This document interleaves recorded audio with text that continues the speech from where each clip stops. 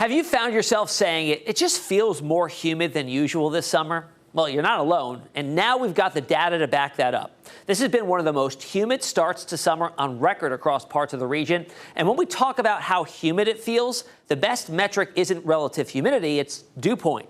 Dew point tells us the temperature at which air becomes saturated and condensation forms. More importantly, it's a direct measure of how muggy or sticky it feels outside. So let's use 70 degrees as our baseline.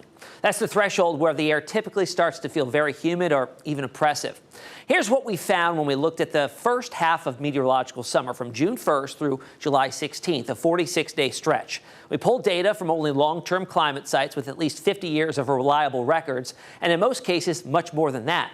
Now, Norfolk International Airport and Oceana Naval Air Station, both sites recorded 42 out of 46 days with dew points of 70 or higher, the most ever for that period, with records going back to the 1940s. Langley Air Force Base, with records back to the 1930s, 2025 is tied for the most humid first half of summer on record, also with 41 days at or above that 70-degree mark.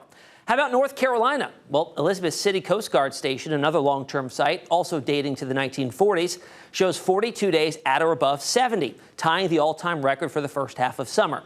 So what's driving this extreme humidity? Well, it's a combination of factors: exceptionally warm temperatures.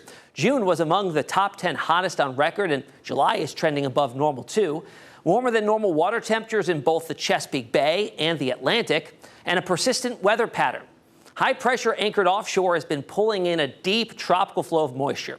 Combine that with weak steering winds aloft and a jet stream stuck well to the northwest, and you've got a humid, stagnant tropical air mass with slow-moving storms and very little relief from cold fronts.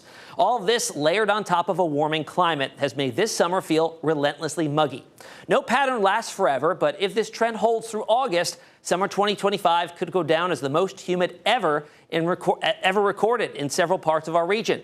Stay cool and comfortable, my friends. For 13 News Now, I'm Chief Meteorologist Tim Pandages.